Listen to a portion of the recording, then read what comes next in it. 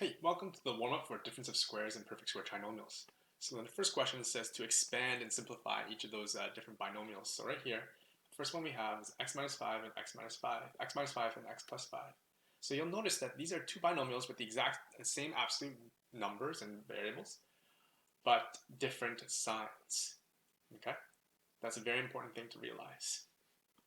They're the exact same thing except for the signs. Alright? And so now let's actually just try to expand this using the FOIL, rainbow method, or the box method, however you want to do it. So x times x is going to give us x squared.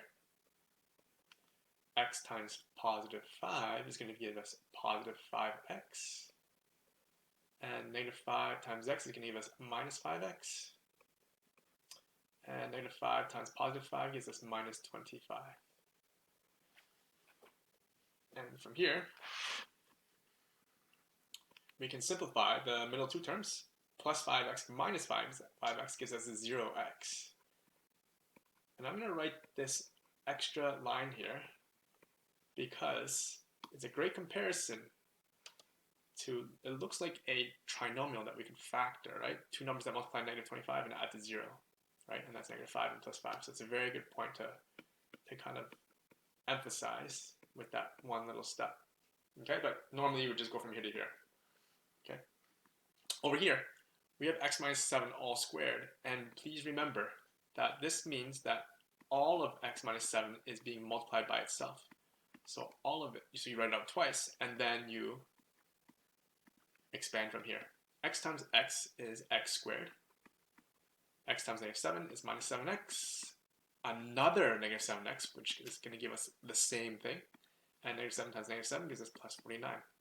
And in this case, we have the same sign. So here, these are the opposite signs, same absolute number.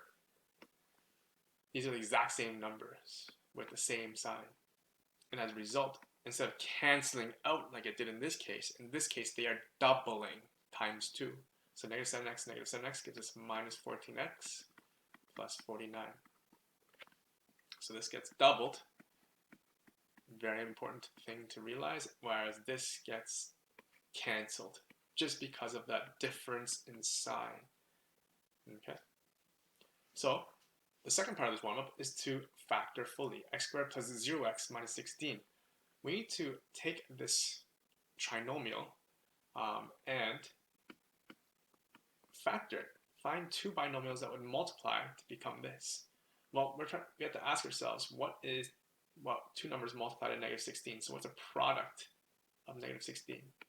Two numbers that multiply to negative 16, but also sum to 0. Well, the two numbers that multiply to negative 16 and add to 0 are going to be 4 and 4, right?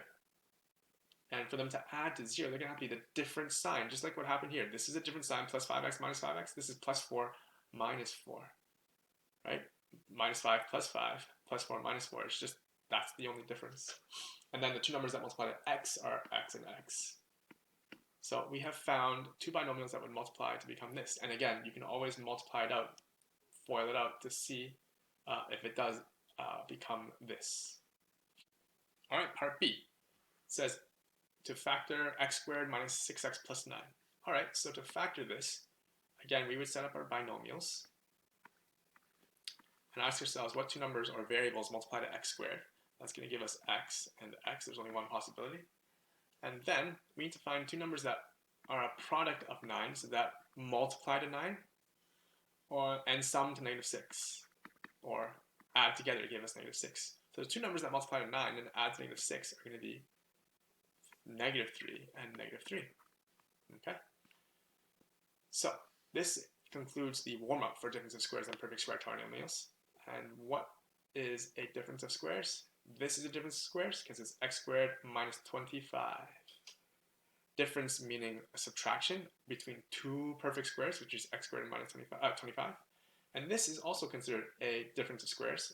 If we actually eliminate the 0x, it's subtraction, which means difference of two perfect squares, which is x squared and 16. And over here, this is considered the perfect square trinomial. And this is also a perfect square trinomial.